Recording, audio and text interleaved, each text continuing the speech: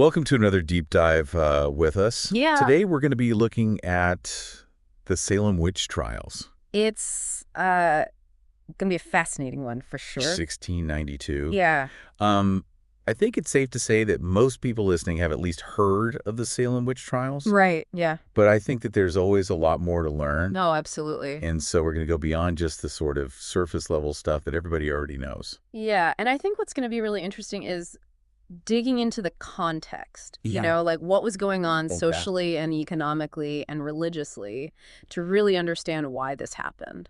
Well, and even just geographically. Oh, yeah, that's a great point. Right. The geography of Salem itself really plays a role in this story.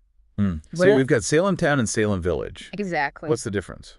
Well, think of Salem Town as like the big city, Okay. the bustling port. Got it. It was all about trade and progress and new ideas, sort of like the New York City of its time. But then you have Salem Village, which was much more rural, more isolated, The people there were very much steeped in those traditional Puritan values. Okay. And very suspicious of anything that seemed, too worldly or different. So almost like two completely different worlds kind of right next to each other. Exactly. And that created some real tension, some resentment. Yeah, I can see how that would lead to some problems. The villagers felt like they were being left behind, that the town folks were getting ahead while they were struggling. Right. And that resentment, that sense of being looked down upon, it really festered. Yeah. And to make matters worse, this was a society completely governed by Puritan beliefs. Right. A worldview that saw the world as this constant battle between good and evil, with Satan lurking everywhere, just waiting to tempt people into sin. Yeah. So you can imagine how any misfortune, a bad harvest, an illness, even just bad luck, could be seen as a sign of divine punishment, like God was angry with them. Yeah. So they were basically primed to look for evil influences. Absolutely. Anywhere. Anywhere and everywhere. And then you've got King William's War happening. Right. Smallpox outbreaks, harsh winters. Yeah, they had a lot going on. I mean, I can only imagine how all of that just heightened Oh, it definitely did. their anxiety. It created this atmosphere of fear and paranoia. Like they were constantly under attack, both physically and spiritually. So you've got this community Right. that's already kind of on edge. Yeah. They're afraid. Yes. They're looking for someone to blame. And then, boom, Yeah. everything changes in the household of Reverend Samuel Parris. Ah, yes. This is where the spark that ignited the Salem firestorm really comes in. Tell me about it. Well, Reverend Parris had a daughter, Betty, and a niece, Abigail. Okay. And they started exhibiting these really strange symptoms. Like what? Well, they would have fits, convulsions, they'd scream uncontrollably. They even contorted their bodies into these really unusual positions. That's really scary. It was terrifying, especially in a community that already believed in the supernatural. So, of course, they called the doctor. Yeah, they had to figure out what was going on. Right. But the doctor's diagnosis was like throwing gasoline on an already raging fire. What was it? Bewitchment. Oh, wow. Can you imagine the weight of that word in that time and place? I mean, it's a serious accusation. It wasn't just a medical diagnosis. Yeah. It was a spiritual crisis. Right. And this sent shockwaves through the entire community. So we've got this deeply religious community. Mm-hmm. They're stressed. They're facing all these hardships. Yeah. They're already primed to see the devil everywhere. Right. And then, boom, you get this accusation of witchcraft. It was the perfect recipe for disaster. So why Salem? Right. Why then? Well, we talked about the tension between Salem Town and Salem Village, that us versus them mentality. Yeah. But there's more to it than that. If we dig a little deeper, we see this whole web of long-standing economic and social pressures. Like what? Well, for one thing, land disputes were rampant in Salem Village. Okay. Families were feuding over inheritance, boundaries, resources, you name it. So you're saying that some of these accusations of witchcraft could have been a way to eliminate rivals? It's a dark thought. Yeah. But it was definitely a factor. Wow. Accusing someone of witchcraft became a weapon in these power struggles. That's intense. Oh, yeah. And if you look at the sources, it's pretty clear who became the first targets, the most vulnerable members of society. Like, think about Tituba, the enslaved woman in the Parris household. She was an easy scapegoat because of her race and her different cultural practices. And I imagine she didn't really have much power. Exactly. She had no way to defend herself. Right. Then you have Sarah Good, the beggar, And Sarah Osborne, the widow who'd ruffled some feathers. How so? Well, she remarried a servant and didn't attend church regularly. So she wasn't exactly following all the rules. Not really, no, and that made her a target. Basically, anyone who didn't fit in or conform to those strict social norms could become a target. It's tragic, but that was the reality. And there's no evidence that any of these women were actually practicing witchcraft. None whatsoever. So what's going on here? Well, fear and the need to find someone to blame can be powerful motivators. Yeah. It can make people do irrational things. Okay, so we've got the social tensions. Right. We've got the economic motivations and this underlying prejudice. But what about the psychology of all this? That's a great question. I mean, could that have played a role? Oh, absolutely. Like how? Well, some historians believe that the girls' symptoms were psychosomatic, meaning that they were real physical manifestations of their emotional distress. Okay, so like their stress was making them sick. Exactly. Okay, I can see that. Imagine the pressure they were under, living in this environment of constant fear and paranoia. It's not surprising that it could manifest in these unpredictable ways. And what about the power of suggestion? That's another key piece of the puzzle. Like if one person starts acting strangely, right. Others might start to think they're afflicted too. Exactly, especially in a highly charged environment like Salem Village. Right, where everyone's already on edge. And don't forget, this was a community that was obsessed with sin and the devil's influence. So they were already predisposed to see witchcraft everywhere. So it's like this toxic mix of fear, social pressure, and possibly genuine psychological distress. All amplified by the power of suggestion. And it's important to remember that this wasn't just a few isolated incidents. No, this wasn't just some small-town drama. Right. This was a full-blown crisis that resulted in the deaths of 19 people. 19 innocent lives. It's a tragedy that we need to understand. Absolutely. And that's what we're going to keep doing as we continue this deep dive into the Salem Witch Trials. It's going to be fascinating. So let's take a moment to really reflect on that human cost. Yeah. Because next, we're going to delve into that tragic roll call. Right. And explore some of their individual stories. It's going to be heartbreaking, but important to remember those who are lost. Yeah, absolutely. And to learn from their stories so that we can prevent something like this from ever happening again. I'm ready if you are. Let's do it. Yeah. It's really hard to wrap your head around, 19 innocent people executed. It's hard to even fathom. Like being accused of something like that in that time period. Especially when you consider the kind of accusations they were facing. I mean, these weren't just like vague accusations of wrongdoing. These were very specific and often bizarre claims about, flying through the air and consorting with the devil. Yeah. Things that hard for us. Were completely incomprehensible to them. Yeah, to even conceptualize. Absolutely. So I think to really understand the human cost of this, we should dive into some of those. These individual stories. Individual cases. Yeah. One of the most striking cases is that of Rebecca Nurse. Tell me about Rebecca Nurse. Well, Rebecca Nurse was a 71-year-old woman who was known for her piety. And her good character. She was like a pillar of the community. Exactly. Highly respected. So how does someone like that end up... It's a great question. Accused of witchcraft. And it really highlights the indiscriminate nature of the accusations. I mean, even someone like Rebecca Nurse, who, by all accounts, was a devout Christian and a good neighbor, could be swept up in this frenzy of fear and paranoia. So it really speaks to the power of groupthink. Groupthink, absolutely. And how fear can distort even the most rational minds. Even petitions from her neighbors attesting to her good character. So they tried to vouch for her. Oh, yeah, they tried. And they still went after her. But it wasn't enough. Wow. The accusations had taken on a life of their own. It's almost like the accusations themselves became more important than the actual truth. They were feeding on the anxieties and suspicions that were already simmering beneath the surface of Salem Village. It's a chilling thought. Yeah. How quickly reason and evidence can just be completely abandoned when fear takes hold. And that's what makes this period so terrifying. Yeah. It shows how easily a community can descend into madness when logic and reason are replaced by fear and suspicion. So Rebecca Nurse is just one of 19. Right. She's just one example of the many innocent people who were caught up in this.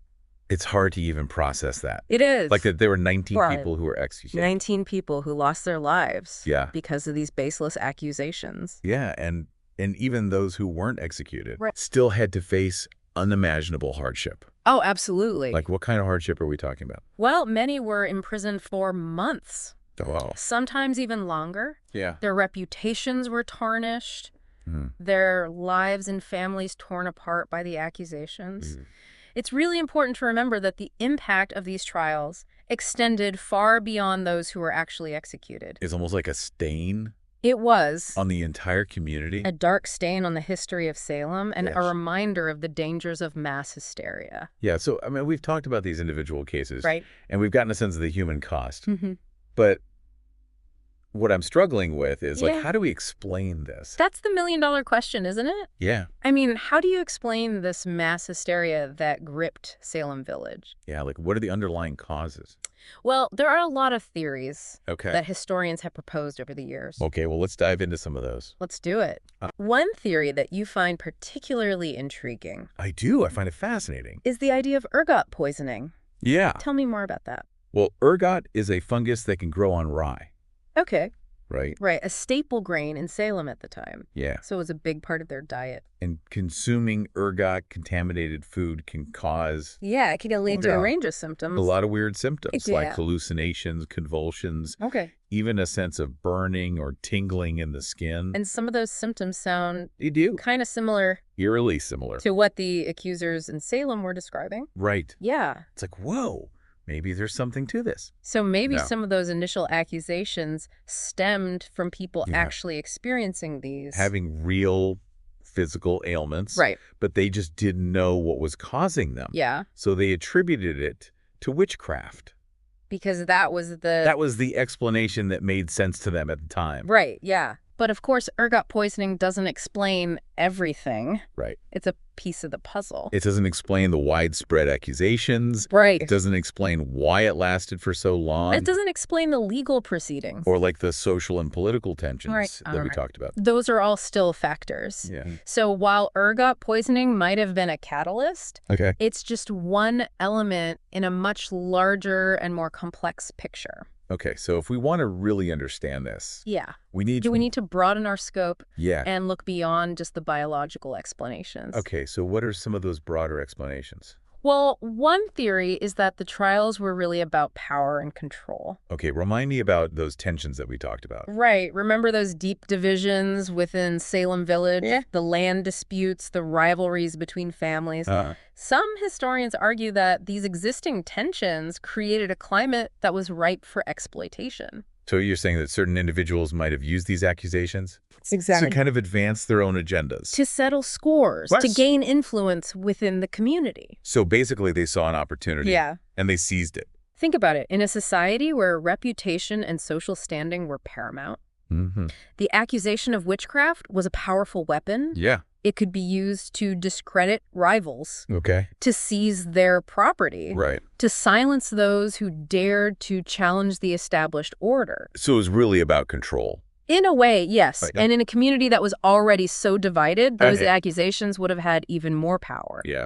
And that's why some historians believe that the Salem Witch Trials were less about genuine belief in witchcraft. And more about this cynical manipulation of fear and paranoia for personal gain. It's disturbing to think. It is. That something as sacred as religious belief could be used for such nefarious purposes. It's a reminder that power corrupts. Yeah. And that even the most devout can be tempted to use their beliefs for personal gain. Speaking of safeguards. Yeah. Like, the Salem Witch Trials also offer some pretty profound lessons. They do. About due process. Absolutely. Evidence-based accusations. Very important. And the separation of church and state. That's a big one. It's like this terrible tragedy happened. Right. But then at least we learned something from it. Hopefully we learned something from it. Yeah. I mean, the events at Salem played a crucial role in shaping our modern understanding of legal rights and protections. So can you give me some examples of that? Sure. Like, they highlighted the dangers of relying on spectral evidence. Meaning? Basically, testimony based on dreams and visions. Oh, wow. which is obviously not very reliable. Not really? And it also emphasized the importance of ensuring a fair trial and protecting individuals from false accusations and arbitrary punishment. Yeah. So while the Salem Witch Trials were a dark chapter in American history, they also served as a catalyst for some really important legal reforms that continue to safeguard our freedoms today. So at least there's that silver lining. It's important to remember that even in the darkest of times, there can be progress. So yeah, it was a dark chapter. Yeah. But it led to some important changes. Right. It forced us to confront some really fundamental issues about justice and fairness. Okay, so as we move forward in our deep dive, we're going to explore how Salem has grappled with its dark past. Right. And how it's become a site of remembrance and reflection. Yeah, it's a fascinating story of how a community has come to terms with its history. And what we can learn from it. Exactly. All right, well, let's get into that then. So we spent all this time talking about Salem and the witch trials. Yeah. And, you know, it's centuries ago, but it's still so relevant today. Yeah, I think one of the questions that keeps coming up for me is, could something like this happen again? That's the question, isn't it? Yeah. I mean, could we see a modern-day witch hunt? In, like, our supposedly enlightened times. Right, exactly. Like, have we actually learned anything? Well, I think the answer is complicated. Okay. On the one hand, we've made a lot of progress in terms of understanding the dangers of mass hysteria and the importance of due process. Right, we've got a legal system. Right, and we have a better understanding of psychology and social dynamics. But on the other hand, those same societal patterns that led to the Salem Witch Trials, they're still with us. Like what? Well, think about it. Okay. Whenever there's a period of social upheaval, economic uncertainty, political polarization, there's this urge to find someone to blame to create an us versus them narrative. Yeah, and those labels change with the times. Exactly. Instead of witches, it might be communists, terrorists, immigrants. Or anyone who is seen as different. Anyone who's perceived as a threat to the established order. It's like we're always looking for that scapegoat. Yeah, it's a way to simplify complex problems and make ourselves feel better. By just pointing the finger at someone else? Exactly. And you know what makes it even worse? What's that? Is social media. Oh, yeah.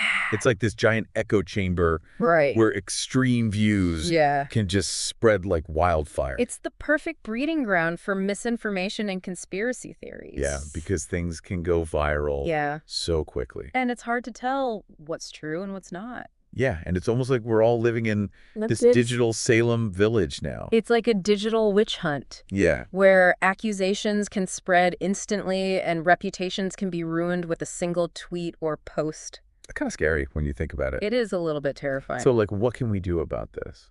Well, I think the first step is awareness. Okay. We need to recognize these patterns. The warning signs of a society that's teetering on the brink of irrationality. And then what? And then we need to push back. Okay. By defending the principles of reason, fairness, and due process. Those sound like good principles. They are the principles that our society is supposed to be based on. Okay, so how do we do that? Well, it starts with education. Okay. We need to understand the historical context of events like the Salem Witch Trials. Not as some distant chapter in a textbook, but as a cautionary tale about the dangers of unchecked fear and the fragility of justice. Yeah, because it could happen again. Exactly. So we need to be able to spot those warning signs. Yes, we need to be vigilant. And then we have to speak out. Absolutely, we can't let fear and ignorance win. Okay, I like that. I like that message. It's a message that's as relevant today as it was in 1692. And it's been a really fascinating deep dive. It has been. You know, I feel like I've learned a lot. Me too. About the Salem Witch Trials. Yeah, it's one of those historical events that just keeps giving. Yeah, you peel back one layer. Yeah. And there's like a whole other layer underneath. There's always more to discover. So I guess that wraps up our deep dive into the Salem Witch Trials. I think so. I want to thank you for coming on the show and sharing your expertise. It's been my pleasure. And I want to thank all of you out there for listening. Thanks for tuning in. We hope you found this exploration as insightful and thought-provoking as we did. We hope you learned something new. And remember, history is a vast and ever-unfolding story. It is. We encourage you to continue your own explorations, to delve deeper into the mysteries of the past, and to connect those lessons to the world around you. Because the past is never really past. That's a good way to put it. It's always with us. So until next time, keep exploring, keep questioning, and keep diving deep. See you next time.